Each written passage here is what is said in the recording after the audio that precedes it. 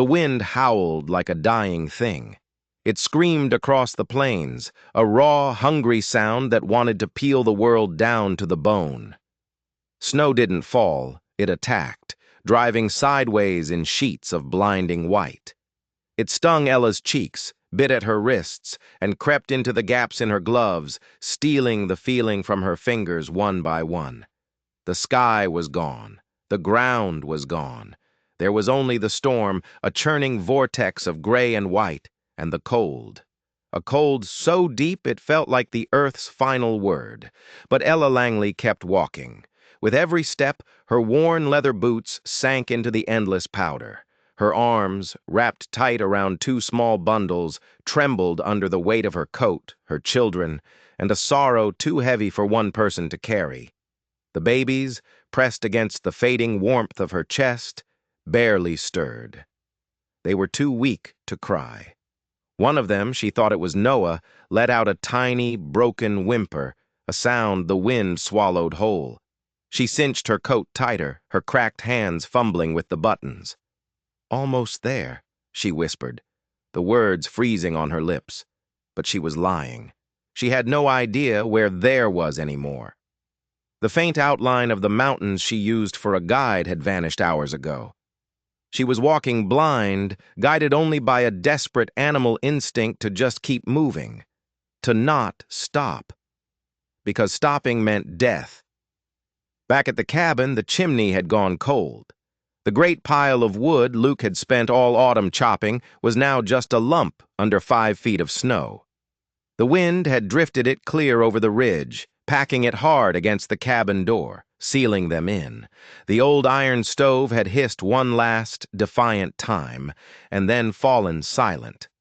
Ella had crouched beside it, her 2 newborn twins swaddled on the last dry wool blanket near the hearth. She'd pressed her palm to the iron plate, cold, already cold. She looked from the 2 tiny sleeping shapes to the last splinter of kindling in the wood box. Not enough. Not even close to enough. The walls groaned with every new gust of wind. The roof sagged. The door, its leather hinges frozen, hung half open, a pale tongue of snow curling across the floorboards. The storm had claimed their home before they'd even left it. Ella knew, with a certainty that chilled her more than the wind, that if they stayed, they wouldn't see the morning. Out back, beneath a crude mound of stones she'd piled with frozen, bleeding fingers, lay Luke's body. The fever had taken him in 2 short days. There had been no time for a proper burial, no time for prayers. The blizzard didn't allow for that kind of softness. But just before the end, when his breathing was shallow and his eyes were already looking somewhere else, he'd squeezed her hand. He pressed something small and round into her palm, a carved disc of wood. On its face, he'd burned 2 letters, LW. "When you can't see the path, Ella," he'd whispered, his voice a dry rasp, "carry something that remembers you." She carried it now. It was in her pocket, and her thumb rubbed the smooth, worn grooves of the letters like a rosary. It was all she had left of him, of the life they were supposed to build. So she had pulled on her coat, tucked the twins, Noah and Lily, to her chest, and forced the frozen door open. The hinges shrieked, the wind screamed back, and Ella Langley had stepped out into the white abyss. "I'm trying, Luke," she whispered to the storm, her voice as brittle as frost. "I'm trying." A sudden, violent gust hit her like a fist, knocking her from her feet. She went down hard, her shoulder taking the brunt of the fall. Snow rushed up her sleeves, a shocking, icy burn against her skin. Her arms curled instinctively around the twins, protecting them. They didn't cry. They didn't even stir. The cold wasn't just outside anymore. It was inside her, a slow, creeping numbness that was stealing her will. She lowered her forehead to the snow, the last of her strength draining away. "Please," she said, not to God, not anymore. Just to the sky, to the wind, to whatever might still be listening. And that's when she saw it, a figure moving through the storm. She blinked, certain her mind was finally breaking. The shape was too tall, too steady. It wasn't real. It couldn't be, but it didn't vanish. It grew closer, resolving out of the swirling snow like a ghost. A man. He was wrapped in thick furs, a bow slung across his broad shoulder, his long black hair trailing in the wind. He moved with a purpose that seemed impossible in the chaos of the blizzard. He crouched beside her, his face obscured by shadow and falling snow. He spoke, his voice low and soft, in a language she had never heard. Ella tried to answer, to tell him about the babies, but her lips were frozen shut. He reached forward, his hand hesitating for just a heartbeat. Then he gently, carefully, gathered the two bundles from her arms. Through the blur of snow, she saw his eyes.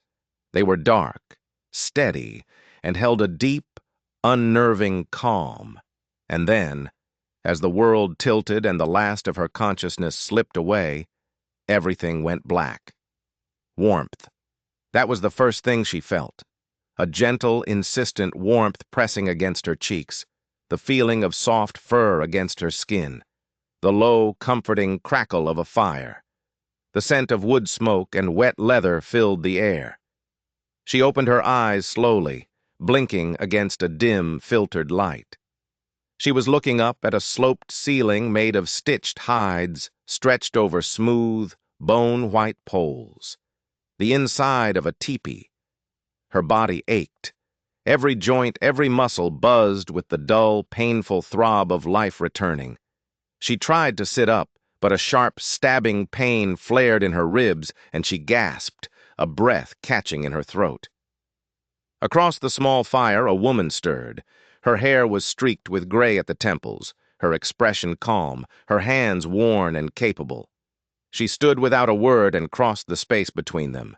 She knelt beside Ella, holding a wooden bowl that steamed in the cool air. Ella's lips parted, but no sound came out. The woman, who would later be known to her as Rising Fawn, simply offered the bowl with a quiet insistence. When Ella's hand shook too much to hold it, the woman helped her lift it to her lips. The broth was salty and thin, with the faint taste of smoke. But to Ella, it tasted like survival. It tasted like a future she thought had been stolen from her. Then, Rising Fawn moved toward a cradle board propped near the fire. Ella's head snapped around, her heart leaping into her throat, a surge of panic washing over her. But there they were. Noah and Lily, swaddled in soft, clean furs, their tiny cheeks pink with warmth, their breath visible in little puffs of steam. They were alive. They were safe. A sob, thick and ragged, escaped her lips, and she pressed a hand to her mouth to stifle it. Rising Fawn said something in her own tongue, her voice low and even. It wasn't a question, and it wasn't a command. It was just presence. It was comfort. Later, the hide flap over the entrance shifted. A figure appeared, silhouetted against the bright snow-lit air. He was tall and broad-shouldered, the same man from the storm. He stepped inside, and the teepee seemed to shrink. Ella didn't move, but her eyes followed him, wary and uncertain. He crouched near the cradle board, his movements silent and graceful. He reached out a hand, then paused. His fingers hovered just above Noah's tiny chest, curled slightly, then relaxed. He didn't touch the child. Ella watched the stillness in him. It was strange. A man so confident and sure-footed on a storm-blasted ridge could seem so hesitant, so unsure, in the quiet of this lodge. After a long moment, he tapped his own chest with his fist. "Talon," he said, his voice a low rumble. She blinked, processing. "Ella," she rasped, her throat raw and scratchy. He gave a single, sharp nod. "Ella." Then he stood and walked back out into the cold, leaving her alone with the fire and her sleeping children. She lay back, her heart still racing, 1,000 questions swirling in her mind. Her hand rested on the edge of the cradle. One of the babies stirred in its sleep, and outside, somewhere in the bright, bitter sky, a hawk cried out. The storm had passed. but the world it left behind was fragile and new. By the third day, Ella could rise without help. By the fourth, she was taking slow, cautious steps between the teepees, her worn coat now neatly stitched at the sleeves, a warm wool wrap tied around her waist. She moved carefully, her eyes always returning to the cradle where Noah and Lily lay sleeping, a constant, silent anchor in this strange new world. The camp accepted her presence without ceremony. No one stared. No one asked questions. But a space was always made for her by the fire. A bowl was always filled for her from the cooking pot. It was a quiet, unspoken welcome, and it was more than enough. Rising Fawn offered no lessons, but Ella learned anyway. She learned by watching. She learned how to pound dried berries into a thick, sweet paste. She learned how to stack cedar branches inside the teepee to hold the warmth. She learned to read the meaning in the way the smoke rose from the cooking fires. Most of all, she learned to watch Talon. He came and went like a shadow, sometimes disappearing for a whole day, only to return at dusk with a deer slung over his shoulder.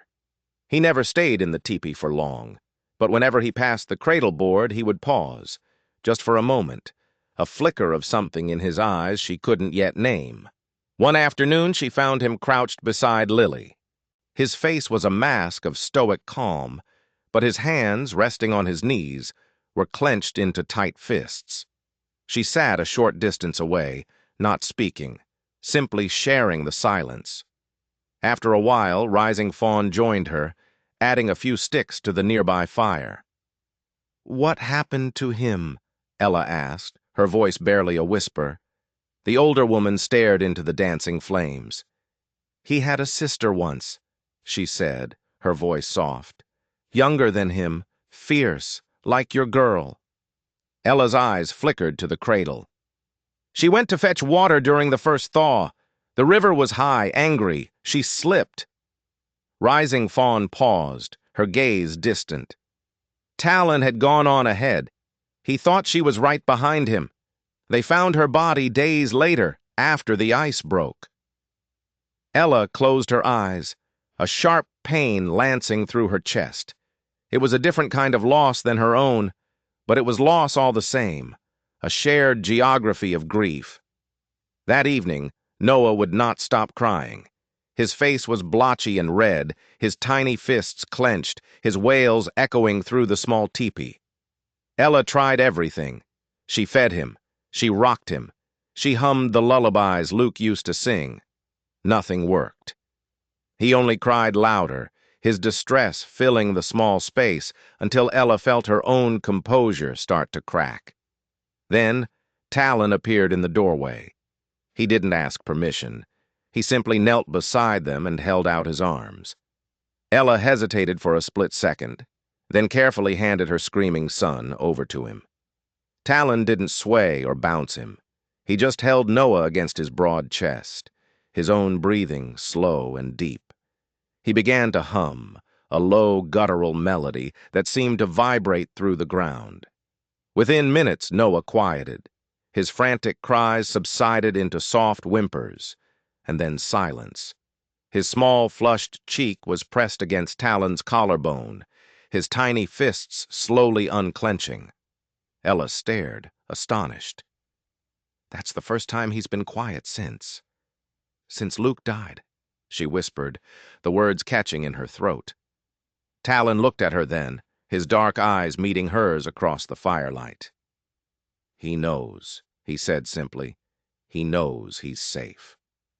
And for the first time since the storm had descended, Ella didn't just feel like she was surviving. She felt seen. And in the quiet gaze of this strange man who had saved them, she felt the first tentative flicker of something that felt almost like hope. The moon rose, a clean white scar against the deep velvet of the night sky, brushing the valley in silver light. The snow had crusted over, a fragile shell that crackled underfoot as the camp's scouts returned, one by one. Ella stood just outside the teepee, her arms wrapped tight around herself, watching the mist curl from the breath of the horses tethered nearby. Inside, the twins slept soundly, their cheeks flushed with warmth. Then the quiet of the evening was broken. A scout galloped into the center of the camp, his horse streaked with frost and foam, its sides heaving. He didn't dismount gracefully. He threw himself from the saddle, shouting names sharply in Comanche. The camp, which had been settling into a peaceful slumber, stirred at once.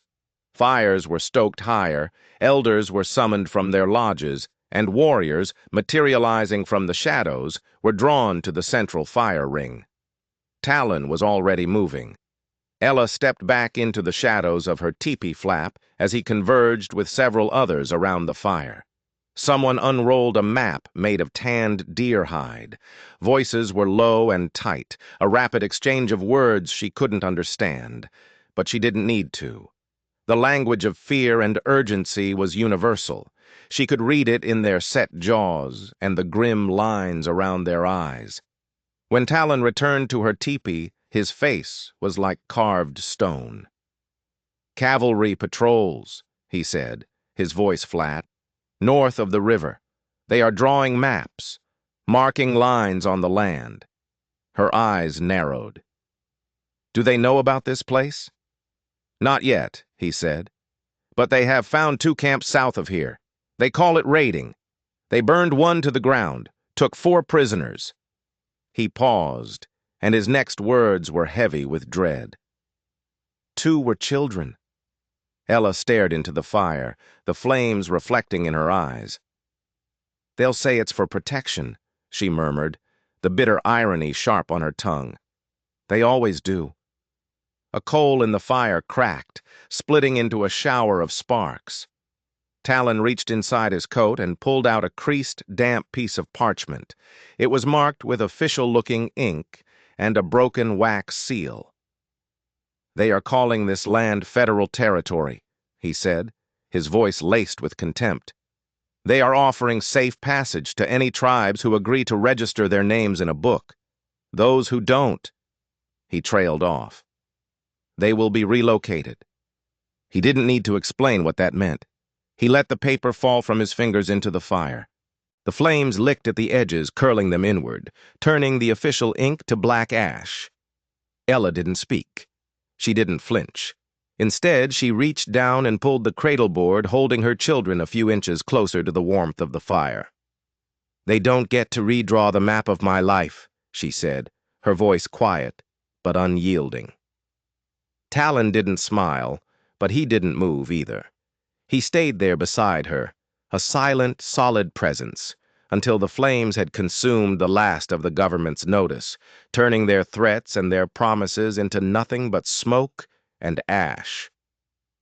The snow receded slowly, peeling back from the land day by day, revealing the wet, dark earth beneath. The sap began to run in the cottonwoods, and the smoke rising from the teepees thinned against a sky that was turning a brighter shade of blue. The river, once a solid sheet of ice, began to break apart with a series of deep, groaning cracks. And with the thaw came the first settler wagon. Ella was outside, chopping roots with rising fawn when she saw it cresting the ridge. 3 men on horseback, their coats too clean, their rifles resting too easily in the crooks of their arms. A woman sat in the back of the wagon, her face shaded by a bonnet. They approached slowly, deliberately, as if they owned the valley. Talon walked out to meet them, his posture straight, his face unreadable. He didn't carry a weapon. Voices rose in the clearing, sharp and clipped. Some of the Comanche watched from a distance, their arms crossed. Others simply turned their backs, a silent, potent dismissal. One of the riders dismounted and walked toward the camp. Ella's breath caught in her throat. She recognized him. Reed Thatcher, a man from the nearby settlement of Dust Bend. He owned the general store, but he traded in more than just flour and nails. He traded in secrets and information, and he had the eyes of a man who remembered every debt and every slight. He walked straight toward her, ignoring everyone else. "Mrs. Langley," he said, his voice smooth but with an edge of steel.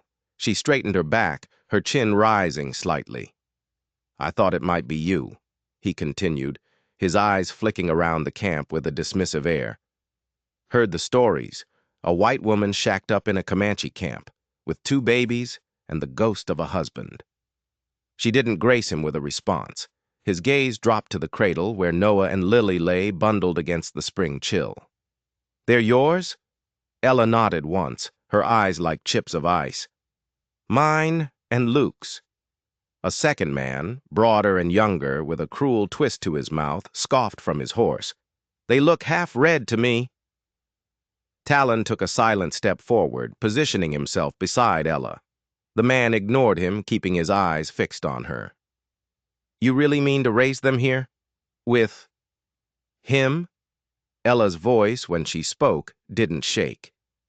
"They are alive because of him." Thatcher stepped closer, holding out a folded, ink-stained letter.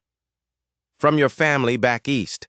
They can't come for you, but they wanted you to know they're praying for your soul." It felt less like a comfort and more like a threat. She took the paper but didn't open it. The younger man leaned down from his saddle, his voice dropping to a conspiratorial sneer. "You think Dust Bend is just going to accept this? A white woman playing wife to a savage, raising a pair of mongrels?" Ella's knuckles whitened where she gripped the side of the cradle. "People are already talking, Mrs. Langley. Come planting season, you'll find the gates to my father's store shut tight. You won't be able to buy a single seed." Just then, the woman in the back of the wagon spoke. Her name was Elizabeth Thatcher, Reed's wife. She stepped down holding a small burlap sack in her arms. Her voice was quiet, but it cut through the tension with surprising clarity. "You need seed," she said, looking directly at Ella. "I will leave a bag by the fence post of your old property. If you take it, no one needs to know who left it there." The men turned to glare at her, but she held their gaze, her expression unwavering. Ella blinked, taken aback by this unexpected act of kindness. "Thank you." Elizabeth nodded once. "Not all of us forget what it means to owe a life to someone." The riders mounted up, their mission of intimidation soured. The younger man muttered something under his breath as he turned his horse. Talon watched them go, his expression like thunder. But Ella didn't flinch. She looked from the disappearing wagon to the trees, then down at her sleeping children. "If Dust Bend wants to draw a line in the dirt," she said, her voice low and steady, "they'd better bring more than just threats." She was done running. She was done hiding. This was her home now, and she would defend it. The sky blushed a deep, bruised violet as the last warmth of the day slipped below the hills. Smoke from the campfires drifted low across the valley, a fragrant haze of cedar and roasting meat. A light wind stirred the hide flaps of the tipis. Ella stood by the riverbank, her arms crossed, watching her children sleep in the cradle she'd placed near the water's edge. The stars were beginning to appear, scattered like spilled salt across the darkening sky. Behind her, Talon approached without a sound. "They'll be leaving soon," he said. She didn't turn. "Strong elk?" He nodded. "He will take several families north. They will try to settle near Dust Bend, to trade, to plant crops, to be seen not as ghosts, but as men." Ella's gaze stayed fixed on the cradle.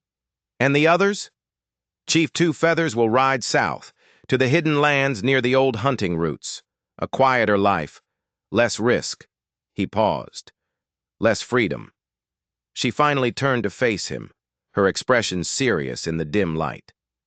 "I have lived my life hidden in grief, hidden in fear. I don't want that for them." She gestured toward the sleeping twins. Talon stepped beside her, his hands folded behind his back. She reached into her coat pocket and pulled out the round, smooth piece of carved wood. L.W. The letters were still faintly visible in the grain. "Luke gave this to me just before the twins were born," she said, her voice soft. "He said, 'When you can't see the path, carry something that remembers you.'" Talon watched her, his face impassive. "I carried it through the fire, through the storm, through his burial. For a long time, I thought it was the only thing holding me upright. She turned the wooden token over and over in her fingers. But maybe it was just keeping me from reaching for anything else. She held it out, placing it in Talon's hand. I don't need it anymore. His fingers closed gently around the small disk of wood. He didn't speak for a long moment, simply looking down at the token, then back up at her. I still offer you a place beside me, he said, his voice low and serious. Not just for shelter, not just for the children, for you. Ella met his eyes, her heart beating a little faster. Even if I'm carrying a past that you didn't make? She asked. He took a step closer, closing the small space between them. Then I will help you carry it. They stood in the stillness, the only sounds the whisper of the wind and the crackle of the distant fires. Then, gently, Talon lifted her hand to his lips and kissed her knuckles. It wasn't a promise, and it wasn't a question. It was an acceptance. Ella reached up, her fingers tracing the line of his jaw, and laid her forehead against his. Then let's begin, she whispered. The scout arrived at dusk, his horse lathered and streaked with blood where the reins had rubbed its neck raw. He didn't wait for a welcome. He practically fell from the saddle, his breath coming in ragged, fogging bursts in the cooling air. He stumbled toward the central fire, shouting names into the fire-lit circle. Talon was there in an instant, with Strong Elk, Rising Fawn, and a few of the younger warriors gathering quickly behind him. A fire flared as someone threw on more wood, casting sharp, dancing shadows across their grim faces. Ella pulled Lily closer to her chest, instinctively stepping back beneath the cover of the teepee flap. From that distance, she couldn't catch every word of the frantic Comanche, but she understood enough. Something was broken. Something was wrong. When Talon returned, his face was a hard, unforgiving mask. The cavalry, he said, his voice tight with fury. They hit 3 Fingers Band south of the ravine. They claimed it was retaliation for a stolen horse. Ella's breath caught. Were they armed? No, he spat. They were planting corn. He knelt beside the fire in their teepee, stretching his hands out to the warmth, though Ella suspected it was more to stop them from shaking with rage. They burned their lodges. They took the women and children as prisoners. She sat across from him, the sleeping form of her daughter a warm weight in her arms. We can't stay here. The people will split, he said, his eyes fixed on the flames. Strong Elk believes we must go north, plant our fields near Dust Bend. He says we must show them we are not ghosts, that we can live beside them, trade with them. He believes in dignity through presence. And the others? They will follow Chief Two Feathers south, into the shadows of the canyons. They say it is safer there. And you? She asked, her voice barely a whisper. What will you do? Talon finally looked up, his dark eyes meeting hers. Where you go, I go. Her own fingers trembled slightly as she adjusted the blanket around Noah. I will not raise my children in hiding, she said, her voice gaining strength with every word. I want them to walk on open roads without shame. I want them to be seen. Then we stay, he said, his voice firm, leaving no room for argument. They'll talk, she warned. The whites in town, even some of your own people. Talon stood and offered her his hand, pulling her to her feet. Then let them talk, he said. We have work to do. It took them 4 days to reach the edge of Dust Bend. They followed the thawing river, the path a mess of mud and melting snow beneath the hooves of their 2 pack horses. Strong Elk had gone north with his families, their wagons creaking under the weight of their meager possessions. Talon and Ella were heading back to the place where her old life had ended, and where her new one was about to begin. When they crested the final ridge, Ella pulled her horse to a stop. Below them, nestled in a small valley, was her cabin. It was still standing, weathered and leaning slightly, but it was there. The door hung crookedly from one hinge, and a shutter had been torn off by the wind, but the stone foundation Luke had laid was solid. The frame still held. She slid from her horse and walked across the threshold. Dust motes danced in the slivers of light, cutting through the boarded-up windows. The floor was caked with mud and old snow. The hearth was cold, filled with gray ash. On the windowsill, exactly where Luke had left it, sat a small rusted tin of nails. She reached out and touched it with 2 fingers, a phantom ache in her chest. Outside, Talon was already walking the perimeter, checking the support posts, testing the beams of the porch roof. "I want to fix it," she said, her voice echoing slightly in the empty room. He didn't answer.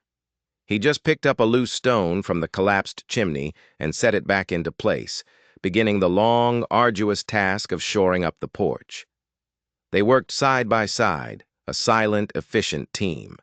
They hauled stones, cleared debris, and straightened warped boards. The twins, lulled by the rhythmic sounds of their work, napped in their cradle under the shade of a large cottonwood tree. By late afternoon, a thin plume of smoke was once again rising from the chimney. Their neighbors saw. Some watched from behind their fences, their faces curious or suspicious. Others simply turned away, pointedly ignoring them. By April, the land had softened. New, green grass crept up to the edge of the rebuilt porch steps. The cottonwoods behind the cabin swelled with pale green buds. The smoke that curled from the stovepipe no longer smelled of desperation and silence. It smelled of simmering stew and baking sourdough. Inside, Noah crawled across the newly swept floorboards, chasing a stray feather. Lily, already walking with a toddler's determined stagger, chased after him, her delighted shrieks filling the small space. They squealed with laughter when the old cradle, now a toy, tipped sideways, and they collapsed in a giggling heap. Ella watched them from the hearth, wiping flour from her hands onto her apron, a small, genuine smile on her face. Outside, Talon worked on the fence line, his sleeves rolled up to his elbows, his boots caked in rich, dark dirt. The steady, rhythmic echo of his hammer rang through the valley, the sound of something not just being repaired, but being earned, reclaimed. Later, as the sun slid down behind the ridge, painting the sky in shades of orange and pink, Talon walked up the path from the river, carrying 2 heavy buckets of water. Ella stepped out onto the porch, her arms folded loosely, and watched him approach. His gait was sure, his face flushed from the day's work. He set the buckets down by the steps and looked up at her, his expression easy. "They are loud today," he said, a hint of a smile in his voice. Ella's own smile widened. "They're safe," she replied. A soft, cool wind stirred the air between them. Somewhere far off, a hawk cried out into the dusk. He leaned in slowly, and Ella met him halfway. Their kiss was quiet, unhurried, and certain. It was the kind of kiss that comes after too much survival, the kind of kiss that says finally. When they parted, they rested their foreheads together for a moment, just breathing. Inside, Noah shouted something unintelligible, followed by the loud crash of the old nail tin being knocked to the floor. Talon sighed. "We should go be parents." Ella laughed softly. "We already are." And they went into their home, side by side, together. But peace in this land was a fragile thing, as thin as the last layer of ice on the river. Ella felt it every time she went into Dust Bend for supplies. The way conversations would stop when she walked into Thatcher's store. The way women would pull their children a little closer as she passed. They called her the Comanche's woman. They called her children half-breeds. The words were stones thrown from a safe distance. One morning, the federal marshal, a man named Cutler with tired eyes and a drooping mustache, rode out to their cabin. He wasn't aggressive, but he was firm. He had a new stack of papers, more official notices. "Ma'am," he said, avoiding Talon's steady gaze, "there's been a formal complaint. About the water. Ella frowned. What about the water? Reed Thatcher's filed a claim. Says the spring on this property is part of a larger aquifer that feeds his land. Says your husband's original claim was irregular. He's petitioning the territorial government to have it resurveyed. Talon stepped forward. That spring has been here longer than any government. It belongs to the land. Marshal Cutler sighed, taking off his hat and wiping his brow.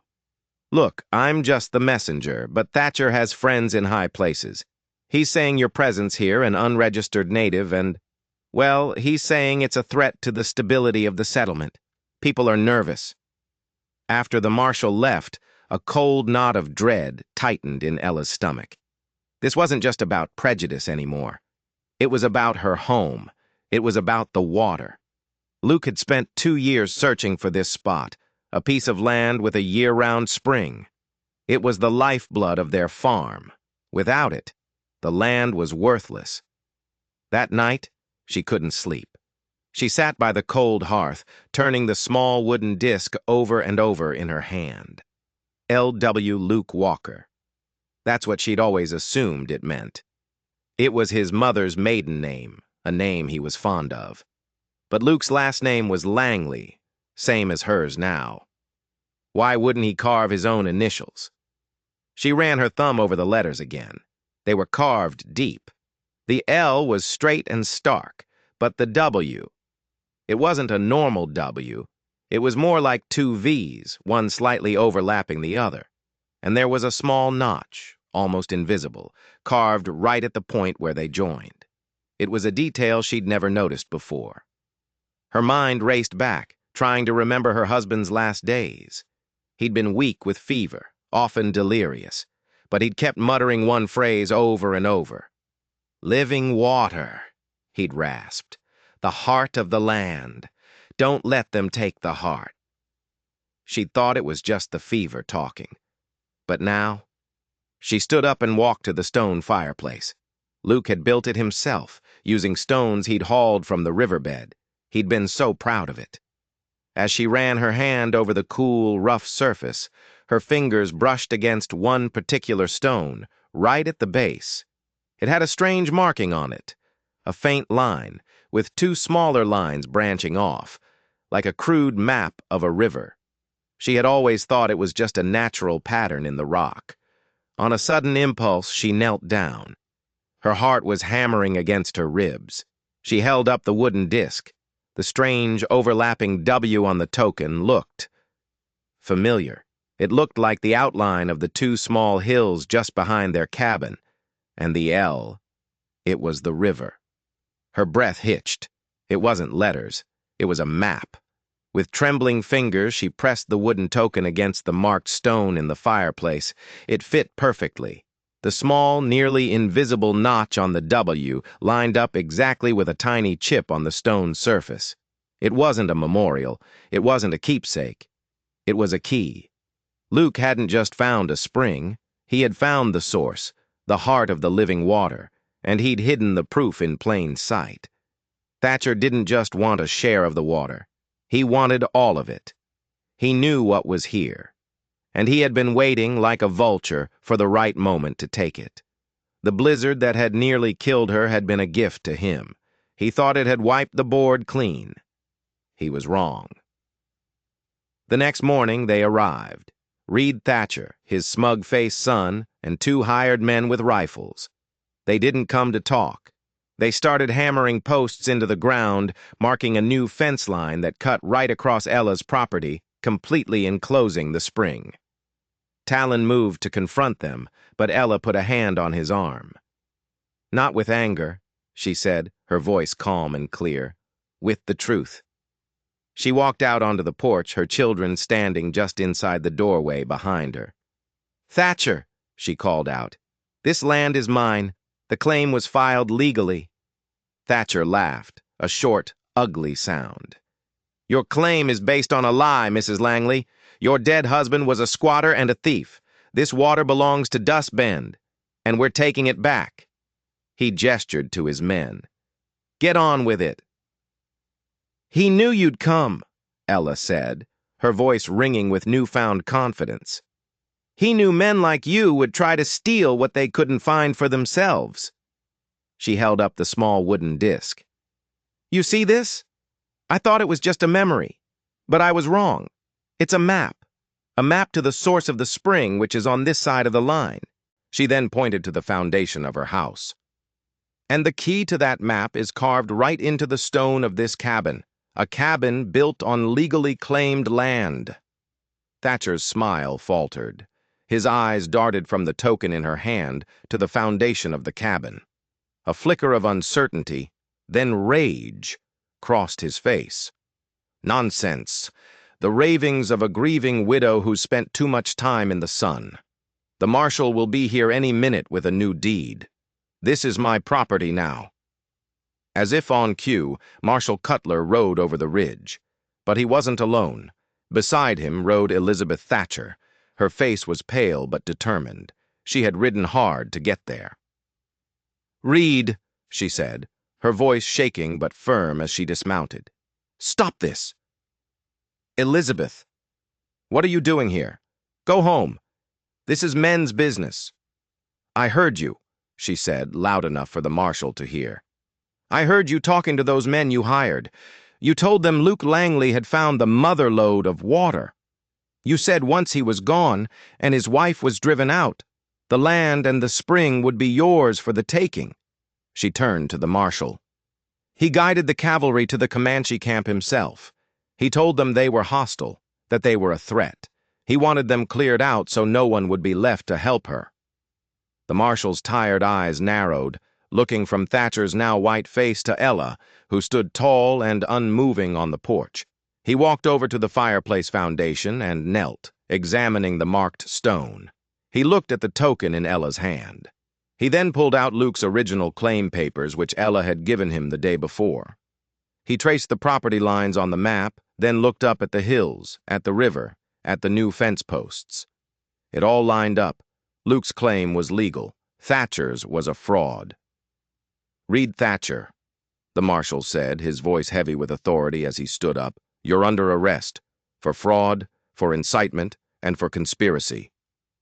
Thatcher sputtered, his face turning a blotchy red, but his hired men, seeing the game was up, slowly lowered their rifles.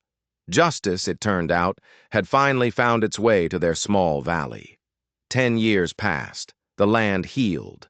The cottonwood trees grew tall, their branches shading a porch that now had a swing hanging from its main beam, the wood worn smooth by years of use. The garden behind the cabin was lush and sprawling, thick with corn, beans, and fat red tomatoes that bent the vines to the ground. The spring, now known simply as Langley's Spring, provided water not just for them, but for 3 other families who had settled nearby. Families who didn't care about the color of a person's skin, only the strength of their character. Inside the cabin, which now had 2 new rooms added on, voices rang out. Noah, now a young man of 10, was arguing with his father in a seamless mix of English and Comanche about the best way to catch the big trout in the river. Lily, just as bold and curious as ever, was demanding her mother braid her long, dark hair with the bluebird feathers she'd found that morning. The old cradle board still rested near the hearth. It was polished now and empty, a silent testament to how far they had all come. Ella would never get rid of it. That afternoon, Lily climbed into her mother's lap by the fire. "Mama," she asked, her dark eyes serious, "tell me the story again, the story of how you met Papa." Ella smiled, brushing a loose curl from her daughter's cheek. Outside, Talon was mending a fence rail Noah had cracked while practicing with his bow. His low, steady whistle drifted in through the open window. Ella reached for an old tin box she kept on the mantel. She opened it and took out a small round disc of wood. The letters, or what looked like letters, were almost faded now. "This," she said, placing it in Lily's small hands, "was made by your other father, Luke. Before you were born, he told me that when you can't see the path, you should carry something that remembers you." Lily turned the token over gently in her fingers. Ella's voice softened. "After he died, I carried this through a storm that nearly took all of us. I thought it was a memory of him, but it was more than that. It was a message. It was a key he left behind to protect us." She looked out the window at Talon, who had stopped his work to watch Noah line up a difficult shot with his arrow. "It led your Papa Talon to me, and it showed us the way to keep our home." Lily's brow furrowed. "So the token is magic?" Ella laughed, a warm, rich sound. "No, sweet girl. The magic isn't in the token. The magic is in choosing to build a life, even when the world tries to tear it down. The magic is in the family we chose." The screen door creaked open, and Talon stepped inside, brushing dust from his sleeves. "Supper's on," he announced. Lily scrambled off her mother's lap, clutching the token tight in her hand, and ran outside. Ella lingered for a moment in the quiet stillness of the cabin. Her hand rested on the polished edge of the cradle. Through the open window, the smell of warm earth and fresh-baked bread mingled with the cool evening air. Outside, the sound of her children's laughter echoed between the fence rails and the cottonwood trees.